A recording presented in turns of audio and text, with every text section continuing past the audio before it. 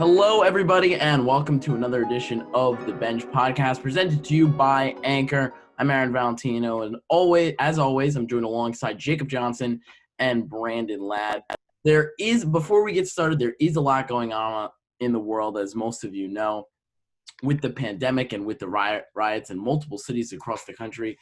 We here at Bench have decided to release the following statement. The Bench Podcast and our entire generation stand against racism, period. We record this episode with a heavy heart for George Floyd and his entire family. We stand against the killing of innocent people. We stand against police brutality. But we also stand against the violence versus our amazing police officers. We stand against looting and the support of the First Amendment rights highlighted by the protests and the media bravely covering it. Black Lives Matter, and as Martin Luther King Jr. once said, our lives begin to end the day we become silent about things that matter. Thank you, everybody, for listening to our podcast. We can hope this can be a little bit of a distraction for all of you listening or watching across all of our platforms here at Bench Podcast. But now, boys, let's get into some sports. We do have some news today, and the first of which is the MLB Players Association has decided to send another proposal back to MLB, which MLB and the owners have quickly rejected. The proposal included things like 114 games played. The regular season would go all the way through to October. In November, there would be the playoffs with possibly expanded playoffs, along with a whole bunch of other things. And I think the big thing, of course, is all players would receive full salaries throughout the entire season. And guys, this plan, while it's definitely an interesting plan, I personally didn't like it. I'm interested to hear your guys' thoughts.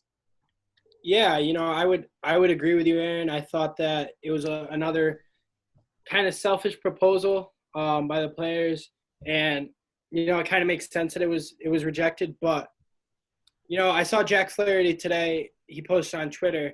He posted a meme because the caption was just "NBA is back," and it was just a meme of someone sitting there looking very bored. And I think that's where a lot of MLB players are right now.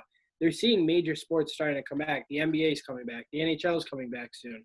NASCAR is back. UFC.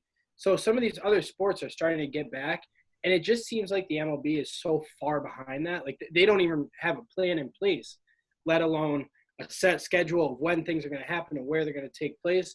So right now, it's looking like they're really far behind the pack. And my personal opinion is I don't know if they're going to be able to get this done. I really don't think that we might even have an MLB season this year because of what's happening between the players and what's happening between the owners. There's no collaboration there, and I just don't think that they're going to settle on an agreement that's going to work for both. I'm with you there, Jake. I think this is over. There's going to be no agreement. This is done. You can pack it in. Just go home. That's all these owners are saying without even sending in a counteroffer. Go home. We don't care about you. Go home. So I don't think people realize there's $787 million on the line in broadcast revenue for the playoffs. I don't think the MLB realizes if they put any plan together at all, they get that money. So I don't get this at all because the owners – I thought this was an okay plan. I feel like there's going to be a vaccine by November. I don't see the big worry with the playoffs being canceled in November. I don't know. But no counter from the owners, just basically telling everyone to go home, nothing to see here. And maybe I'm just selfish because the Yankees would have won a World Series this year, and they're going to have to wait till 2022 to win one. So that's fine. Whatever. I think the biggest thing for me was I personally didn't like the proposal. The only thing that, I really kind of liked about it was obviously that the players get their full salary, which I have already stated that I 100% agree that the owners need to stop hoarding their billions of dollars and pay the people that work for them. But other than that, 114 games is very long. And to extend the postseason into October, the regular season, into October is sketchy considering, some of these cities. Let's take Minnesota, for example. The Minnesota Twins, they're playing up north in October. it could get really cold up there. In New York, New Jersey, it gets cold around October, but, most people, continue to play in that weather, obviously. But when you're getting into November, that's when the cold really starts to kick in. And it's just kind of a weird concept for me to think about. Plus, a lot of other things are going to get pushed back. I think what they have to do here is the owners are probably going to propose about 40 to 50 games, I would assume. I think it needs to be 82 games. I've said this from the beginning. I think 82 games makes a lot of sense. I think it would be a lot of fun for both the players and the fans. It's enough games where that the MLB can also pretty much start on time for the 2021 season. But again, we'll see what the owners do. It immediately got shot down. The players are frustrated. The owners, there's a group of owners, Ken Rosenthal has reported that there's a group of owners who will just don't want to do the season because they will save more money that way and just move on to 2021, which, Brandon, we'll go back to you here, is pretty pathetic and sad. It's pretty pathetic and sad. It shows where the competitive spirit for these guys are at. They don't even want to give it a go. They don't even want to try. And your point to snow, I would stand and have my fingernails turn blue for $787 million of revenue. I think I would lose a fingernail or two over that one. So I would have no issue standing in Minnesota or the Bronx. We know they're not going to be standing in Citi Field, so we don't need to worry about that. That was my point. Yeah, right. Thanks, guys. So it's really warm in Atlanta, so I think that whoever plays them can go down there. And then Washington, I hear, is a mild climate, so I'm not too worried about that. So, Jake, you can run with that one. Or would you be okay with them playing in November? And how pathetic are these owners? I'll go with your first point there is that, I'm personally okay with the Braves playing in November because, it's the South. We got warm weather. And, Mets fans really shouldn't have to worry too much. They'll just be watching from the couch anyway. What if there's expanded playoffs and the Mets, who were a fringe team last year, make it? Then we're going to have to worry about the cold. Well, then it'll be like Philadelphia and Washington, and then we'll be like, well, it might be a little colder in Philly and Washington. But and then to get to Lad's second point, I do think that the owners are a little pathetic. As you said, Aaron, is that they're going to be saving money. These people – saving money, what is the point of saving money? They are already billionaires. I don't get it. They're saving money for what? What are they going to buy? They have everything in the world. They own an MLB team. I would do that for free if that was the case, but these guys are making billions of dollars. So there's no collaboration between the two. I know other sports in the past have had that guy that has worked really well between the owners and the players. There's always been that middleman guy for multiple sports. And I know for the NBA, it was always – Carmelo was one of the big guys in the middle there that he would work with the owners and he would work with the players, and Chris Paul as well, to try and get them at a level agreement. But right now in baseball, I really don't see a player like that we've had. It used to be Derek Jeter was one of the really big ones. Now there's not that player that kind of stands out. So there's just no collaboration between the two, and I think that the owners are taking advantage of their players, and it's going to result in no season. I think the big thing here is that, baseball is just such in a bad state right now where the NHL and the NBA, they are coming back. 100%. The NBA and NHL have a full plan in place to return. They know what date they're returning. They know how they're going to do it. And MLB just cannot figure it out. And for the life of me, I can't – the non-competitiveness around baseball that has been going on for the past few years now has to stop. These owners that own teams who don't want to provide entertainment for their fans, don't want to pay people that work for them because they'll possibly lose some of their billions, is just ridiculous. How do you own a team of a major sport and not want to see your product on the field? That is just absolutely beyond me. It's bizarre. It's like they're going coupon shopping at Aldi's or something. Like they're going up to Walmart the Monday after the season ends. Oh, I hope I have my pennies ready. What money can you lose when you have $4 billion? I just don't get it. And what message do we send to our youth? when Little League fields are starting to come back. Oh, lad. What message do we send to our youth? I sound like the Republican National Convention right now. It's so funny to hear you say that. That was pretty great. What message are we sending to our youth?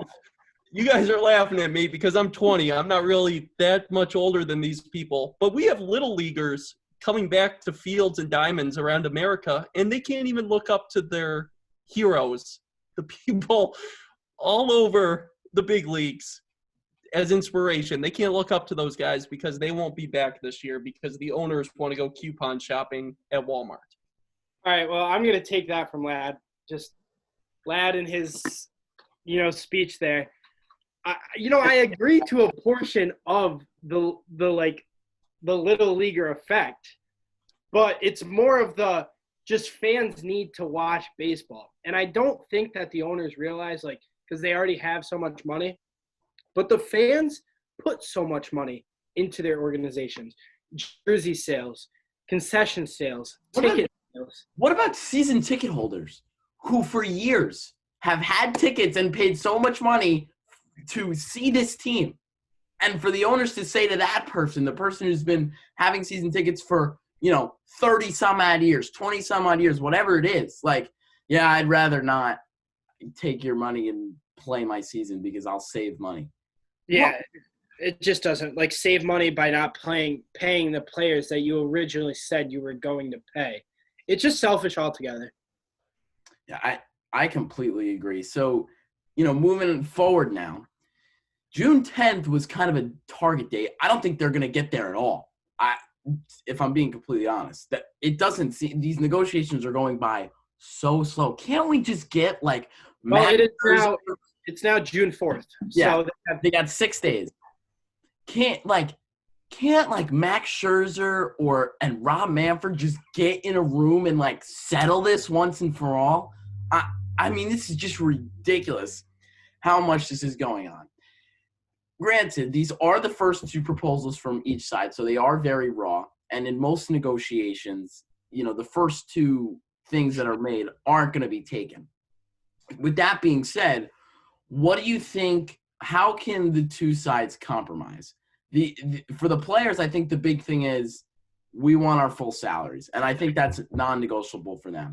For the owners, a non-negotiable for them might be, 50 some odd games. Might be a really short season. Jake, how can the Players Association and Major League Baseball compromise? I kind of agree on your effect of sitting Max Scherzer down around Manfred in a room.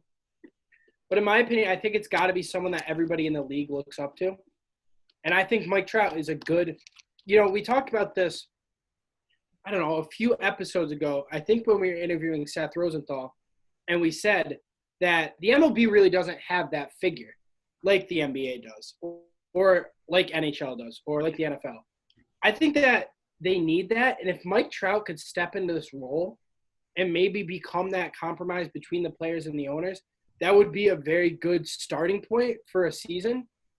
But in the same sense, I don't know if the owners are going to want to do that.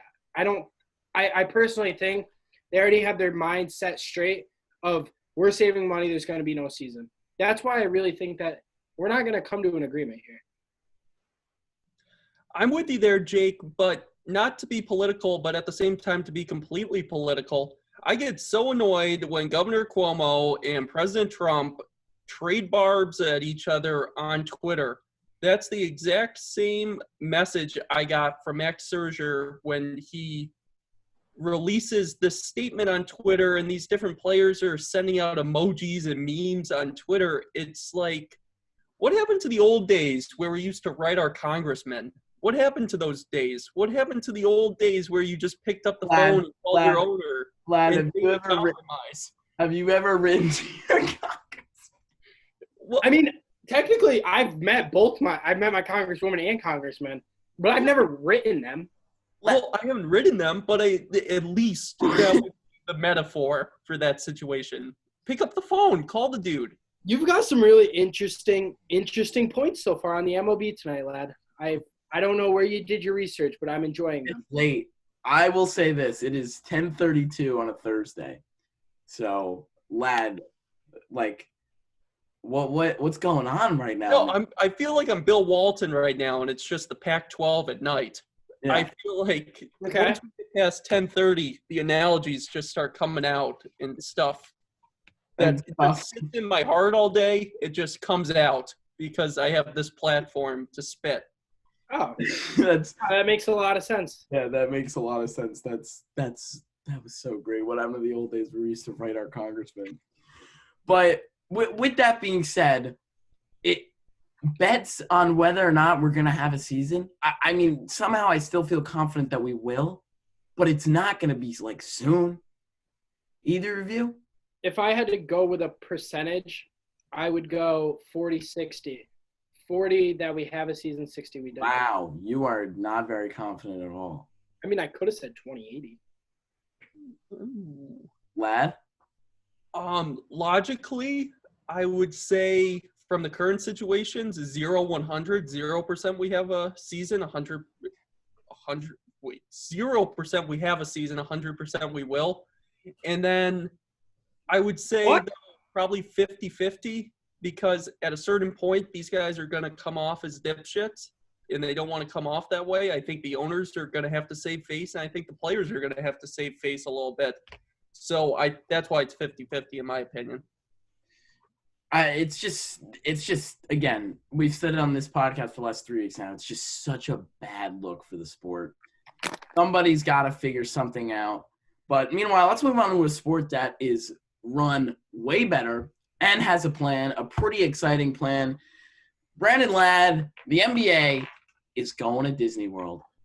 The NBA is going to Disney World, and I have it on my notepad. The notepad is out. Well, notepad here. NBA returned 22 teams, 8 regular season games. July 31st, they come back. Disney World, beautiful Disney World resorts in Orlando, Florida. ESPN worldwide leader of sports. They're going to be on that complex. There are 13 courts that the players and the teams can train on, have practice. They can probably do it in 2 practice sessions a day. They'll do 2 time sessions. 3 venues, they'll have games. They're saying 4 hours in between games to clean the courts. That's fine. I mean, you can sanitize, account for overtime, account for warm-ups. So they're saying they can get 6 to 9 games in a day. So they'll be able to get through the regular season in their 16-day timeline. Most interesting thing I've read so far, players would have lost $645 million if the remaining 259 regular season games had been canceled. That is reduced by $300 million just by playing these 88 regular season games. That's why we're having a regular season, traditional playoffs, and they want to start next season on December 1st.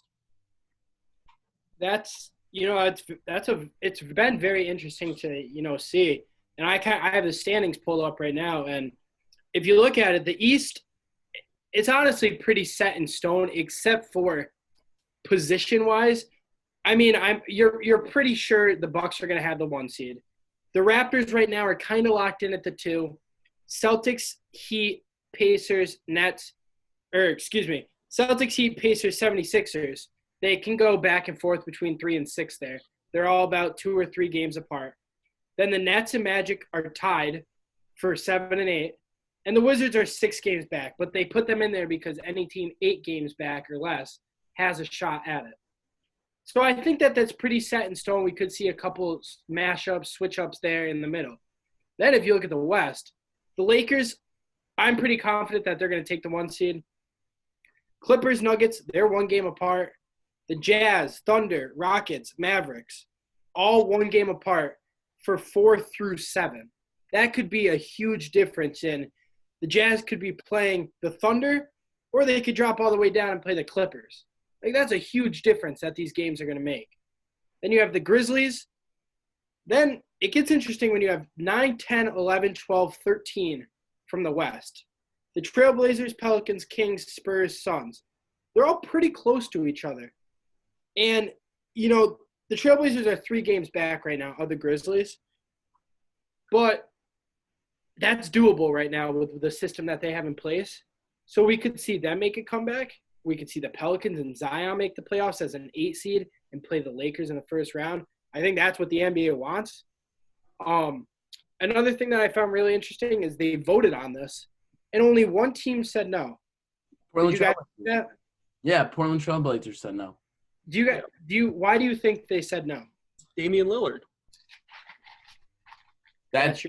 Do you actually know that? I think Woj. I'm just going through Woj's Twitter right now because I was trying to see the teams. Portland. Here's the tweet from Woj. Portland's vote, the lone dissenting of the 29-1 Board of Governors called today, reflected the franchise's feedback from its players too. So, I guess some of the players in the organization really were not about going to Florida, going to Disney World, and playing basketball with Mickey. Which is pretty interesting if you ask me. But they're gonna do it. It's gonna be a ton of fun. Jake, what were you gonna say? I was just gonna say it's like it would have been, I think, more normal if the Trailblazers weren't the only team. But it's really weird to me that 30 teams voted and they're the only one not to want it. Something weird is there. Well, it's not like there was 20-10. It was 29-1. You know, one of the other interesting things about that is the Trailblazers were the 9 seed. Yep. So the NBA gifted them a playoff berth, which is bizarre that they would be the one team to vote it down. You would think the teams Phoenix, the Spurs playoff streak continues, by the way, the Spurs, the Kings, obviously the Pelicans.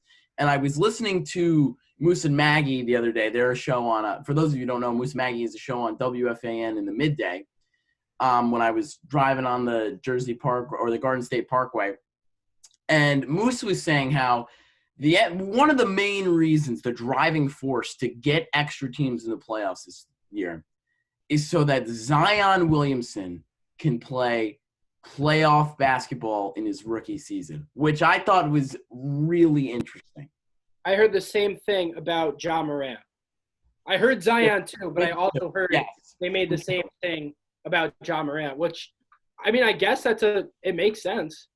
Well, we got to recognize here, we're going to have a play-in game if the 9th seed is within 4 games. And I think the NBA is salivating, I don't think that's the word, but they're dreaming of a – Yeah. No, continue what you're going to say. They're dreaming of a Memphis-New Orleans play-in game to start their playoffs. Yeah. I mean, the thing about that's interesting about it to me is I get why they're doing it. I mean, it makes sense. Everybody wants to see Zion play. Yeah, everywhere this kid went this year, all eyes were on him, even when he was on the bench. Remember when he was on the bench sleeping? Everybody went crazy over that. And Ja Morant has not really come out of nowhere, but really kind of proved that, like, hey, I'm here too, and I am going to be a star point guard in this league for years to come. It's good for the NBA that there's extra teams in the playoffs. Also, I think another driving force about this is there hasn't been sports since March, and this is just such a huge opportunity for the NBA to even get bigger than they already were. I mean, this stuff, they're all going to be playing in Disney World at a neutral location. This is a huge marketing opportunity for the NBA. And Adam Silver and company and the Board of Governors have taken full advantage of it. They have taken full advantage. And I want to make this point. We have no statistical backing of this 8 regular season games. We don't know how this is going to work out. What team is going to take advantage of not having a crowd and being in this bubble setting and go 8-0 and jump 4 spots in their conference? Which team is going to go 0-8? Because these 22 teams, there's no little sisters of the poor out of this 22 teams. If you're having a bad week, you're going to lose 4 games. So, little sisters of the So when we have a situation like this, who's going to go 0-8? Is it going to be the Clippers falling to the 7th seed? Is it Celtics falling to the 6th seed in the East? Who's going to just plummet? Who's going to skyrocket? We have no statistical backing for this. And it gets me so excited.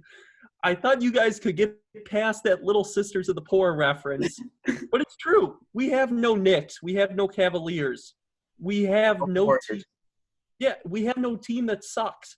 So one thing I want to say about that, lad, is before we get to the Little Sister of the Poor analogy again, is you just mentioned those two teams, and then if you include the Timberwolves, they're right now is between those three is the most likely to get the number one pick in the draft, which this proposal made that happen.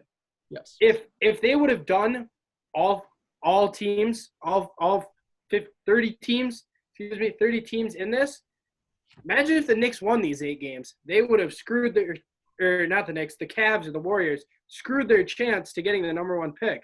So they're honestly kind of lucky. And I think that's why those lower teams, those little sisters of the poor, as Slad likes to call them, that's why they didn't vote this proposal down. I mean, I completely agree. It's must-see TV. It's must-see TV anyway because there hasn't been sports since March. But now since they're all in one location, there's more teams involved. I mean, this is great for the NBA. Now, we have here that we're going to kind of go through our winners and losers of this proposal. And, Jake, we're going to start with you on this. So name a couple teams that you think make out in this situation and some teams that really suffer from this. Just to start, I'm going to go with the Pelicans. I think that Zion was hurt at the beginning of the season. Then he came back. But we don't really know how fully healthy he was when he came back. They were saying he was, but they also just wanted him out there on the court. Now he has had this whole time to rest, get ready, get back to working out, back to basketball shape. I think that's going to look really good for them as a 10 seed. And then another team, I think that LeBron is feasting. I think that this is like one of the longest he's really been without basketball in his career. I think that he's super excited. So those are probably my winners. Losers, I would say the Nets currently don't have a coach. Really? That's interesting. They're still KD and Kyrie aren't back yet, and they're not going to play. I don't think they're going to play. This is why I think the Nets absolutely win. This season gets delayed. They get to go to the playoffs. And I'll tell you right now, I think KD and Kyrie are both going to play. And the Nets could make a big run at this. Lad, do you agree? I agree with you because you don't think KD and Kyrie are going to say F you guys when they have Toronto or Boston staring them in the first round? Are you kidding me? They're going to play. Kyrie's going to come back to play Boston in the first round? This is something he's dreaming of. KD wants to come back. They want to shock the world. They want to show it's now their Eastern Conference. I don't know if it's safe. They got to find a head coach first. Jake, you have a great point. Maybe they should find a head coach and get it cleared by the trainers. But at that point, it's just vengeance. I agree. I think the Nets are honestly the biggest winner out of anybody. If KD and Kyrie come back, I think they're the biggest winner of anybody. And obviously the other winners are all the teams that weren't supposed to make the playoffs, the Suns, the Spurs, the Kings, the Pelicans, like you said, Jake, the Trailblazers, and the Washington Wizards and Bradley Beal. And I think the losers are teams like the Celtics, like the Raptors, who have a chance to kind of fall with, the NBA kind of doing these 8 play-in games. They have a chance to fall to a lower seed. So that really kind of stinks for them, all these higher-seeded teams, in the East in particular. I agree with – I agree. I still think the Nets, without a head coach, because they're going to have to do a new system. But if KD and Kyrie come back, that would be nice. Another thing that I saw driving home earlier today is the CDC, their limit for ages to be out in public or stuff like that is 65. There's 3 coaches right now in the NBA that are over the age of 65, and it's technically unhealthy for them to be in this atmosphere. Greg Popovich, Mike D'Antoni, and Alvin Gentry are all over that age. So we could see them not be there to coach. Or like virtual coach. They have them like on an iPad sitting. Oh, that would be great. I'm it's telling you, definitely Greg a possibility. Popovich is coaching. Yeah. I agree with that, Lad. I think Greg Popovich is not going to stand in his way. Lad, your winners and losers of the NBA going to Disney World. I'll start out with my winners. Either Toronto or Boston are going to rip off 8 straight. I just have a feeling that's going to happen. They're going to land the 2 seed. They're going to – well, I guess home court doesn't matter. So, No, home court advantage. well, I guess that doesn't matter. Well, this is kind of lame now. There's no point to this. Just kidding. But Washington is my biggest loser because they're going to go 0-8. Who out of these teams is going to lose a game to Washington? Like, Washington doesn't Don't think belong. Bradley Beal will get a game? No, Washington does not belong here. Maybe against the Magic. Like, this is the big boy table now, and Washington's. Is Washington? Do you think Washington's the worst team going to Florida? Oh, easily. I think it's Phoenix. Phoenix is bad. No, they're both pretty bad. I think San Antonio's going to get exposed. They're a big loser. They're the worst offense in the Western Conference. I don't think they have a chance against these run-and-gun teams. It's a win for young players. Sacramento's full of them. New Orleans, Memphis. Dallas or Houston, who's going to skyrocket up to the 3 seed? Could the Clippers fall off? We don't know. They didn't have much rhythm between Paul George and Kawhi when we were finishing up the suspended regular season. So do they have any rhythm when they come back? And there's going to be surprises. I just like it. It's a win for entertainment. It's a win for TV contracts. It might be a loss for logic and sanity, but that doesn't matter. It's all about entertainment. For 2020, common sense and, insanity have gone completely out the window in the year 2020. Think? Yeah. No. Yeah. 100%. Before we go though, I want to give my NASCAR update. Obviously. Yeah, I was gonna say any last thoughts from you? So coming up, the NASCAR just released their schedule for the next month or so. They have back-to-back races at Pocono. Literally goes June 27th Saturday at 3:30, June 28th at 4 p.m. Then they go to Indy on July 5th and they race at 4. That's July 4th weekend.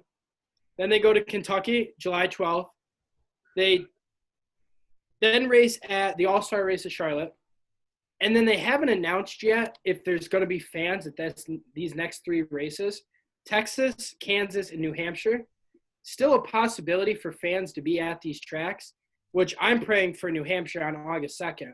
There's a chance that fans could get back to the track because I'm headed to New Hampshire to watch that race in August.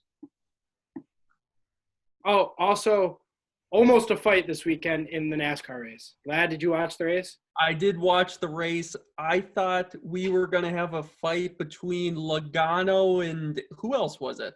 Chase Elliott. Yeah, I thought Logano was going to throw those little reader specs he throws on after the race and just sock him in his mask. It's funny, though. The new fight in NASCAR, they throw the mask on so they can get in the face of the other person. You have to follow the CDC, though. You have to throw your mask on before you can get in somebody's face nowadays. Because they'd be blasted all over the internet if they walked up to him without a mask on. Oh, yeah. Yeah, 100%. And then I feel like they'd be blasted all over the internet if they hit them. And that's still touching. That's without 6 feet. Yep. Aaron, one last point. For the sake of our youth, please write your congressmen. Please do all you can do this week. Write your congresspeople. Wash your hands. Yes, wash your hands and write your congresspeople. This is how we're going to solve America. Be nice to other people. Yeah. Yeah, we're going through a lot right now as a country. Yeah. That is going to do it for us, though, today here on the Bench Podcast, presented to you by Anchor. We are now on Apple Podcasts. So now Anchor, Spotify, Apple Podcasts, also on YouTube. Make sure you're following us on Twitter at BenchPod and on Instagram as well at BenchPod. Follow me on Twitter, too. AaronV_99. If you want to follow me on TikTok, please dance moves. Yeah, don't follow Jake on TikTok. I'm telling you, do not do that. But everybody, have a great rest of your quarantine week.